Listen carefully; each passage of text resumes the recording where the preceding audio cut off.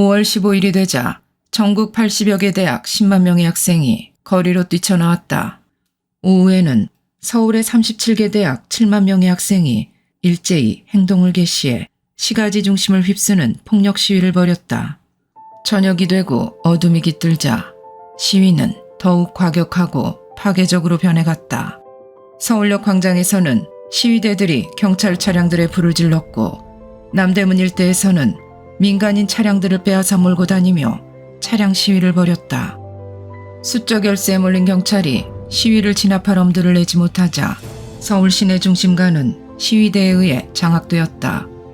폭력 시위는 그날 자정까지 계속됐다. 지방 대도시에서도 4만 명의 학생들이 시가지를 누비며 폭력 시위를 벌였다. 김일성이 언급한 남반부 인민의 투쟁이 바야흐로 본격화되기 시작한 것이다. 폭력 난동으로 시종된 이날의 시위는 급기야 피와 죽음을 불러온 최악의 상황을 빚어냈다. 20대 청년이 탈취한 버스를 몰고 진압경찰 대열로 미친 듯 돌진한 것이다.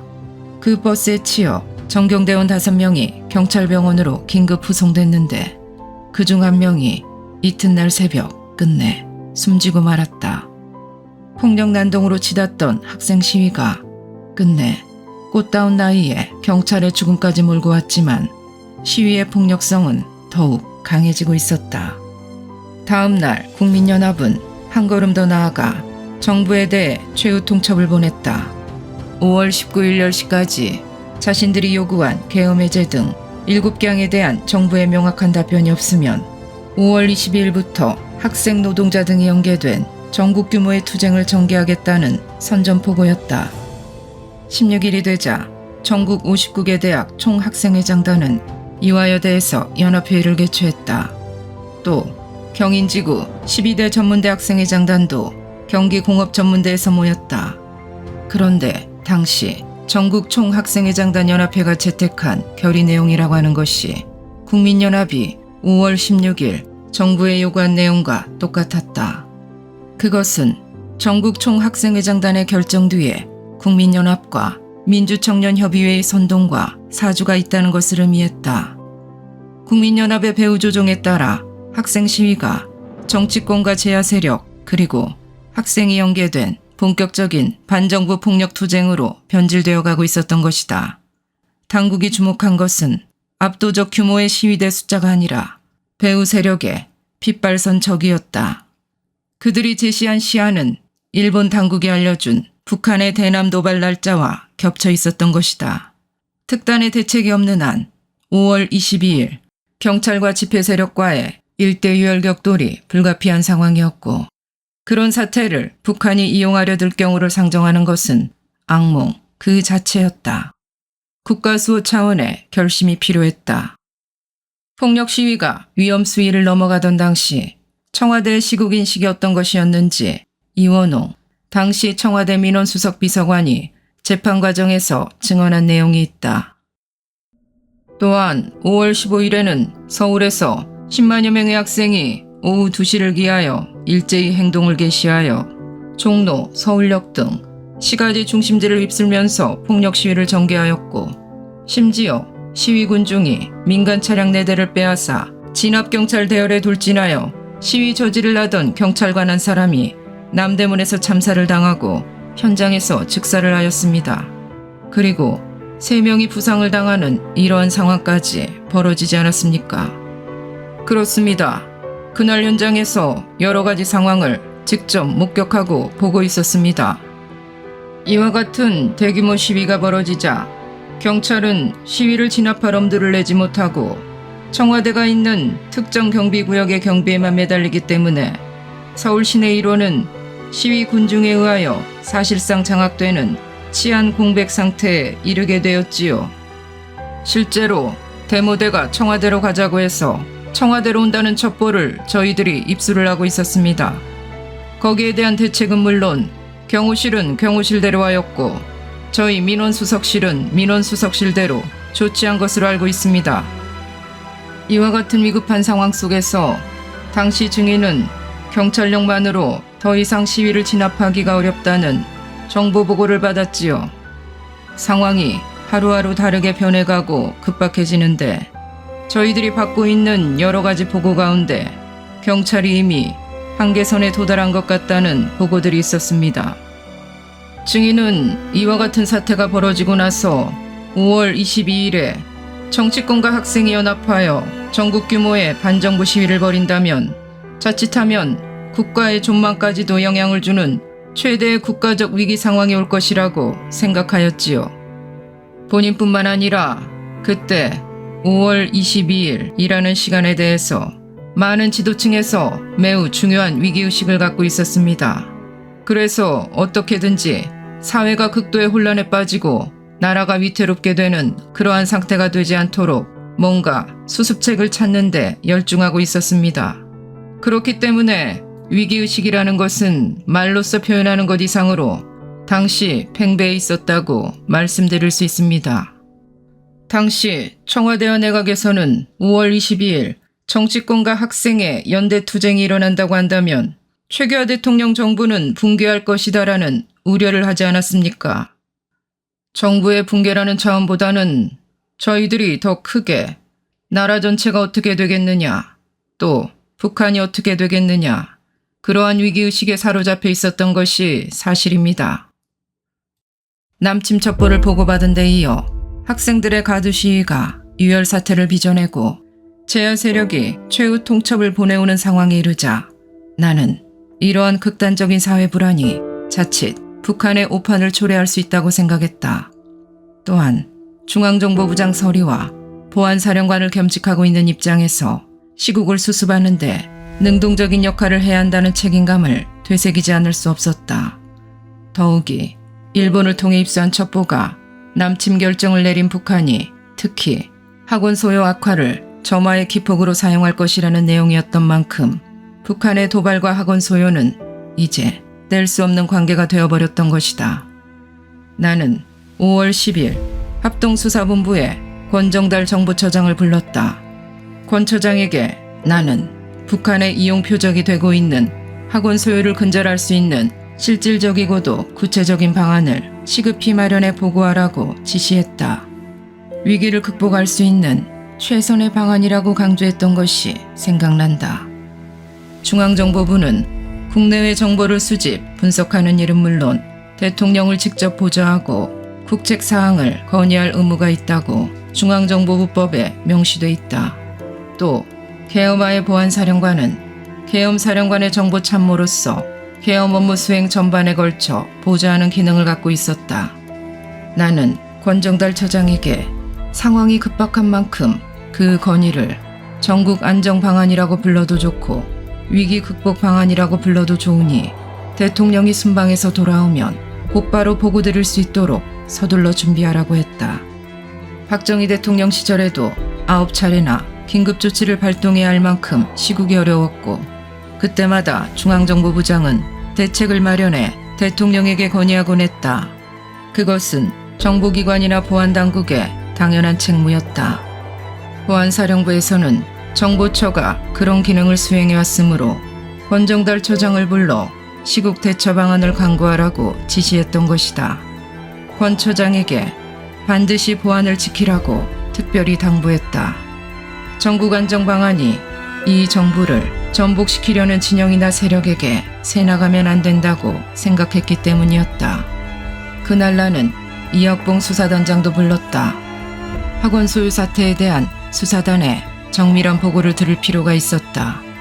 내가 권정달 정보처장에게 시국 수습 대처 방안을 마련하라고 지시하던 그날도 동명목재 근로자 3천여 명이 임금 인상을 요구하며 격렬한 가두 시위를 벌이고 있었고 서울대학생회관에선 서울에 있는 26개 대학 총학생회장단이 모여 5월 12일부터 17일까지 강력한 대정부 투쟁을 계속할 것을 굳게 결의하고 있었다.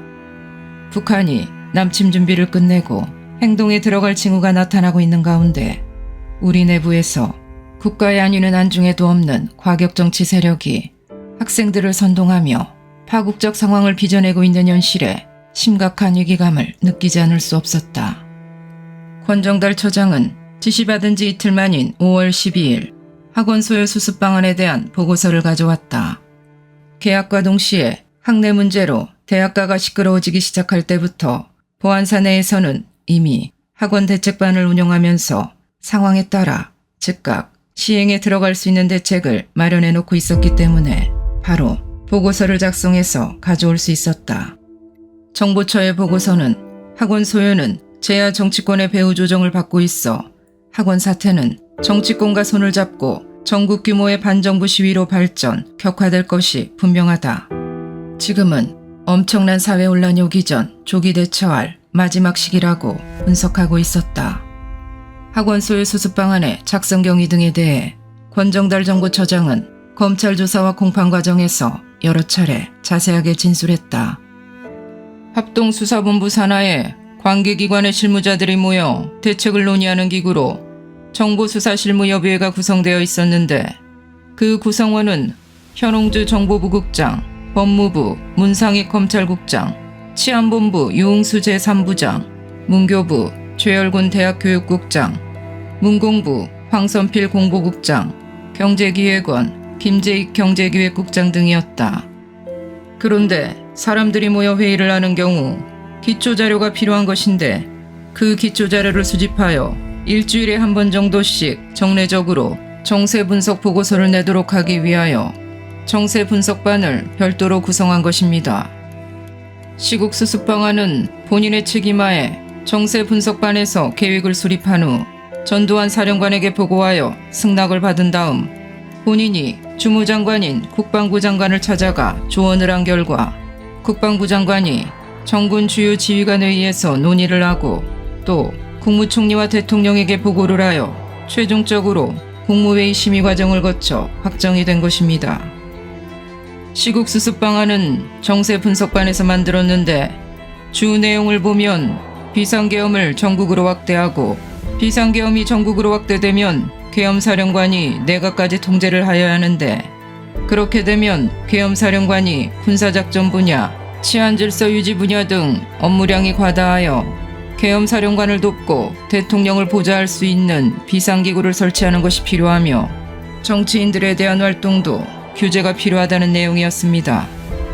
그 내용에 관해서는 전두환 사령관으로부터의 지침은 없었고 다만 정보부서에 근무하는 사람들이 하나의 소견을 제시한 것에 불과합니다.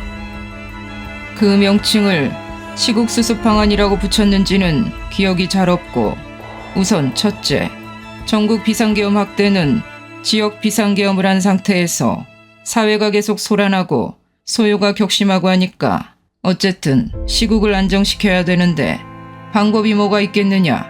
그래서 조금 더 높은 단계의 어떤 조치를 취하지 않으면 안 되니까 더 이상 방법이 없습니다. 그래서 전국 비상계엄으로라도 확대를 해서 일단 이 사회를 진정을 시켜야 되겠다 하는 이런 것이고 그 다음에 비상기구 설치는 전국 비상계엄이 되면 계엄사령관이 대통령에게 직접 보고를 하고 직접 지시를 받는 그런 체제가 된다. 그리고 또 계엄사령관이 행정부를 관장하게 되어 있다. 그런데 계엄사령관이 질서 유지도 해야 되고 육군을 지휘도 해야 되는데 너무 바쁘니까 비상기구로서 계엄사령관을 도와주고 대통령을 보좌하는 이런 비상기구를 만들자 하는 얘기가 된 것이고 그 다음에 국회 예산 등 이런 것은 대통령이 결정을 하실 문제니까 정치활동을 포함해서 국회 예산과 더불어서 이 정치활동을 규제해야 소유를 일으킨 배후에서 더 영향을 행사해가지고 더욱 격화시키는 것을 방지할 수 있다. 이런 안에서 세 가지 안을 작성한 것입니다. 이학봉 수사단장도 5월 12일 개요 보고를 해왔다. 이 수사단장은 소유 사태의 현황과 아울러 대책까지 건의했다. 학원 소유 뒤엔 분명히 배후 세력이 있다. 배후 세력을 수사하지 않는 한 학원 소유는 날이 갈수록 심각해져 걷잡을 수 없이 악화될 것이다. 배후 세력을 수사할 수 있도록 승인해달라는 요지였다. 학원 소유를 통해 현 정부를 전복시키고 정권을 잡으려고 하는 배후 선동 세력과 학생과의 연결고리를 끊지 않고는 학원 소유로 인한 사회적 혼란과 파국을 결코 막을 수 없다고 했다. 이학봉 수사단장의 보고를 받자 나는 정부가 학원 소유에 대해 인내할 수 있는 마지노선에 와 있다는 것을 알았다. 이 수사단장이 말하는 배후 세력에는 야권과 제야 세력, 그리고 북한의 고정간첩, 심리전 요원, 게릴라들까지도 포함되어 있었다. 이 수사단장은 순수한 학생들이 정부를 전복시키고 정권을 잡으려는 배후 세력에게 이용당하고 있다고 분명하게 말했다. 특히 이성을 잃은 듯한 일부 폭력 시위를 진정시키기 위해서는 그 배후에서 직접 선동 조정하고 있는 국민연합의 국기문란 기도에 대해 단호한 조치를 취하지 않으면 안 된다고 강력히 건의했다. 아울러 이학봉 단장은 시위를 통해 표출된 부패 유신 세력 척결 같은 학생들의 합당한 주장은 정부가 수용해서 해결해 줄 필요가 있다는 의견을 내놓았다. 부패 유신 세력에 대해서는 공화당 내에서도 자체적으로 정풍운동이 전개되어 왔던 것이다. 나는 이학봉 단장의 건의를 받아들여 그들에 대한 본격적인 수사에 대비해 권정달 정부처장과 협조하여 대상자 선정 등 치밀하게 준비하라고 지시했다. 이학봉 단장은 5월 13일 권력형 부정축제자와 학원 소요 배후 조종자 명단을 나에게 보고했다. 보안사에는 국기문란이나 권력형 부정부패 같은 광범위한 정보 파일이 없으니 아마도 그 명단은 보안사나 합수부 파일이 아닌 정보부 파일을 분석해서 작성했을 것으로 생각된다. 정보부에는 박 대통령 때부터 반정부 인사에 대한 신상 정보가 수집돼 있었는데 그 자료에 12.6 이후의 동향을 추가하고 보완한 것이었다. 어떻든 시국 수습 방안은 내가 권정달 처장과 이학봉 단장에게 만들도록 임무를 부여했고 그들은 내 지시에 따라 국내외 혼란을 수습할 수 있는 최선의 방안이라는 소견으로 보고서를 만들어낸 것이다.